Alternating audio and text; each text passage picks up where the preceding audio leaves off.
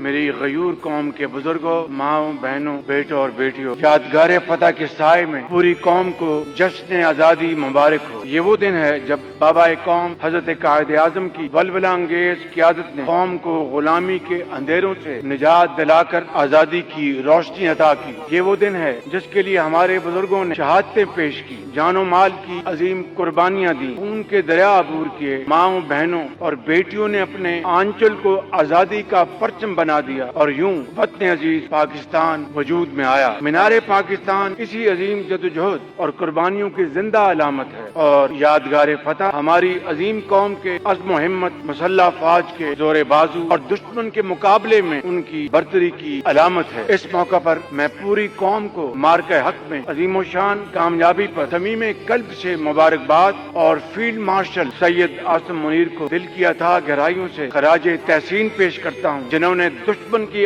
آنکھوں میں آنکھیں ڈال کر اس کے غرور کو ہمیشہ کے لیے خاک میں ملا دیا۔ اس فیصلہ کن مرحلے پر Air Chief Marshal Zaheer Ahmed Babar Sidhu کی شاندار قیادت میں پاک فضائیہ کے شاہین صف جہاں بازوں اور chief of naval staff admiral Naveed Ashraf کی کمان میں سمندروں کے جری نگہبانوں کا کردار بھی امر ہو چکا ہے۔ یادگار فتح اینٹ گارے سے بننے والی کوئی عمارت نہیں، یہ ان عظیم شہداء کو خراج عقیدت ہے جنہوں نے دفاع وطن کے لیے شہادت کے جذبے سے سرشار ہو کر اپنی جانوں کا نذرانہ پیش کیا۔ ان غازیوں کو خراج تحسین ہے جنہوں نے دشمن کے مقابلے میں بے مثال بہادری کا مظاہرہ کیا، اور یہ یادگار اس عظیم قوم کے اتحاد کی علامت ہے جو مشکل ترین وقت میں اپنی افواج کے شانہ بشانہ کھڑی رہی۔ میرے عزیز اہل وطن، ہم جنگ نہیں امن چاہتے، لیکن امن کی خواہش کو کمزوری نہ سمجھا جائے۔ گزشتہ برس جنگ میں شکست کے بعد بھارت نے سندھ طاس معاہدے کو یک طرفہ اور غیر قانونی طور پر معطل کر کے خود کو امن کا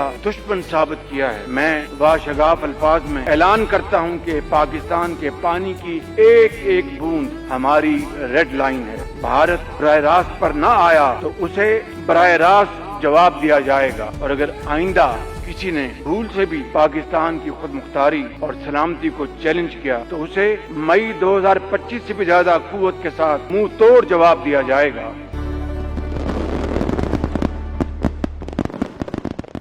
میرے عزیز اہل وطن، آج ہمیں ایک اور عہد بھی کرنا ہے۔ جنگ کے دنوں میں پاکستان نے ثابت کیا کہ جب قوم متحد ہو تو کوئی طاقت اسے شکست نہیں دے سکتی۔ اب ہمیں امن اور ترقی کے دنوں میں بھی یہی اتحاد برقرار رکھنا ہے۔ آج ضرورت اس بات کی ہے کہ ہم آپس میں اختلافات بھلا کر نفرتوں کو دفن کریں اور محبتوں کو زندہ کریں۔ پاکستان سب کا ہے، ہم سب اس کے وارث ہیں اور ذمہ دار بھی۔ اختلاف رائے بنیادی حق ہے، لیکن اختلاف کو دشمنی میں تبدیل کر دیا جائے تو قومی طاقت کمزوری میں بدل جاتی ہے۔ میرے عزیز اہل وطن، آج ہمیں ایک اور عہد بھی کرنا ہے۔ جنگ کے دنوں میں پاکستان نے ثابت کیا کہ جب قوم متحد ہو تو کوئی طاقت اسے شکست نہیں دے سکتی۔ اب ہمیں امن اور ترقی کے دنوں میں بھی یہی اتحاد برقرار رکھنا ہے۔ آج ضرورت اس بات کی ہے کہ ہم آپس میں اختلافات بھلا کر نفرتوں کو دفن کریں اور محبتوں کو زندہ کریں۔ پاکستان سب کا ہے، ہم سب اس کے وارث ہیں اور ذمہ دار بھی۔ اختلاف رائے بنیادی حق ہے، لیکن اختلاف کو دشمنی میں تبدیل کر دیا جائے تو قومی طاقت کمزوری میں بدل جاتی ہے۔ قائم ربط ملت سے ہے، تنہا کچھ نہیں، موج ہے دریا میں، بیرون دریا کچھ نہیں۔ میں آخر میں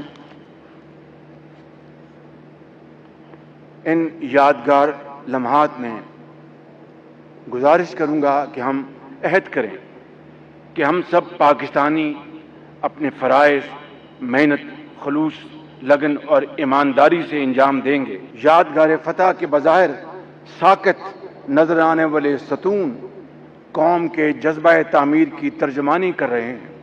یہ جذبہ تعمیر میں آپ کے پرعزم چہروں پر بھی دیکھ رہا ہوں، جو ایک شاندار مستقبل کی نوید ہے۔ مجھے اس آزاد وطن کی فضاؤں میں حضرت اقبال کی امید بھری آواز سنائی دے رہی ہے۔